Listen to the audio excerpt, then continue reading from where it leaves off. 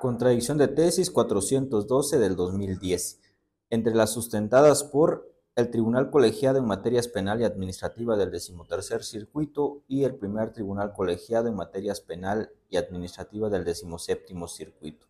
Fue resuelta por la Primera Sala de la Suprema Corte de Justicia de la Nación en fecha 6 de julio del 2011. La ministra ponente fue Olga Sánchez Cordero. Los criterios contendientes fueron los siguientes. El Tribunal Colegiado en Materias Penal y Administrativa del 13º Circuito sostenía que en tratándose de amparo contra auto de vinculación a proceso,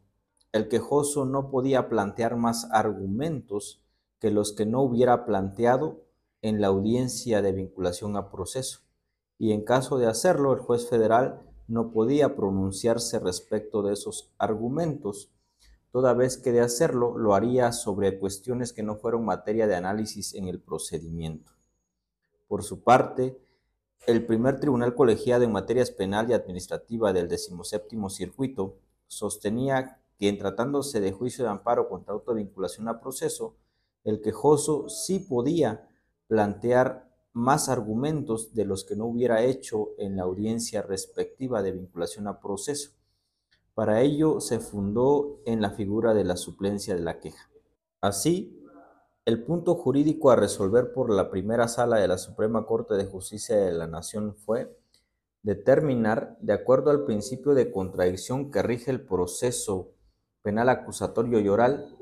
qué aspectos pueden examinarse por los tribunales federales al analizar la constitucionalidad de un auto de vinculación a proceso a la luz de los artículos 78 y 76 bis, fracción segunda de la Ley de Amparo vigente en aquella época. En el caso de que el imputado y su defensor se hubieran reservado el derecho a realizar manifestación alguna en la audiencia de imputación o se hubieran controvertido deficientemente los datos de investigación ofrecidos y desahogados en dicha audiencia.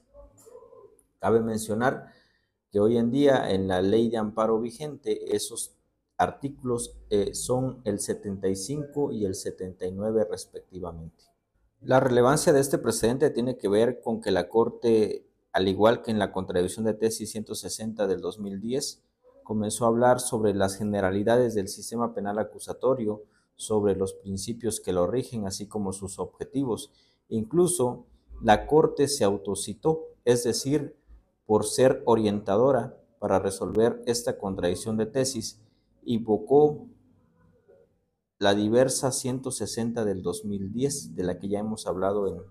videos anteriores. De la misma manera, la Corte citó las consideraciones que tomó en cuenta para resolver la contradicción de tesis 57/2002, en la que llevó a cabo el análisis de los principios de la suplencia de la queja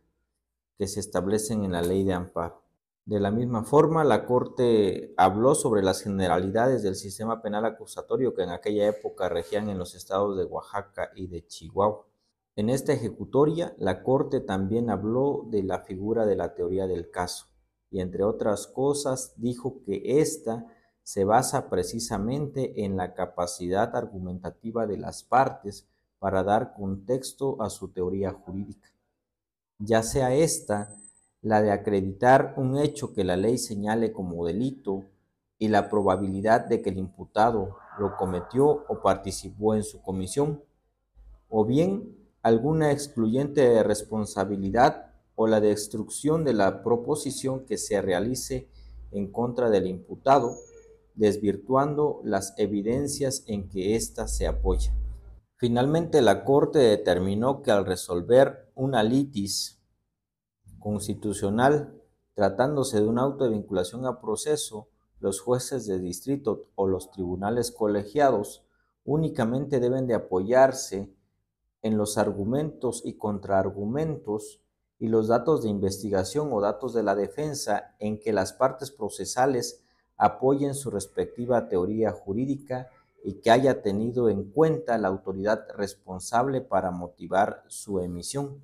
Lo anterior, dijo la Corte, no impide a los tribunales de la Federación que al analizar los conceptos de violación o agravios formulados por el imputado o su defensor, revisen la legalidad de los datos de investigación aportados por el Ministerio Público así como los datos ofrecidos en su defensa y los correspondientes argumentos en que se sustente la confrontación de los mismos, a fin de verificar, inclusive de oficio, en suplencia de la queja deficiente, que en su recepción y desahogo no se hayan vulnerado derechos fundamentales. Precisó la Corte que el órgano constitucional, en aplicación de la figura de la suplencia de la queja deficiente en beneficio del imputado, está obligado a considerar todos aquellos argumentos formulados por el imputado y su defensor en su demanda de amparo o en su escrito de expresión de agravios, que estén encaminados a controvertir las razones que motivaron al juez de control o juez de garantía a dictar el auto de vinculación a proceso y el valor convictivo que le hubiere otorgado a los datos de investigación en que se apoya esa determinación, así como la deficiente valoración de los datos aportados en su defensa, supliéndolos en su deficiencia, aun cuando no los hayan hecho valer en la audiencia de imputación, a fin de verificar que los datos de investigación aportados por el Ministerio Público y en que se apoya tal determinación se hayan ofrecido y desahogado conforme a derecho, y que las razones que motivaron su dictado tienen el debido sustento legal. Esta suplencia se torna absoluta aún ante la ausencia de motivos de inconformidad, cuando deba subsanar de oficio posibles violaciones a derechos fundamentales. De esta ejecutoria surgió la tesis con rubro siguiente: auto de vinculación a proceso. El órgano de control constitucional, en suplencia de la queja deficiente, debe considerar todos los argumentos formulados por el imputado o su defensor en la demanda de garantías o en el escrito de expresión de agravios tendentes a desvirtuar las razones que motivaron su dictado, aun cuando no se hayan planteado en la audiencia correspondiente. Visita mi perfil para más contenido jurídico.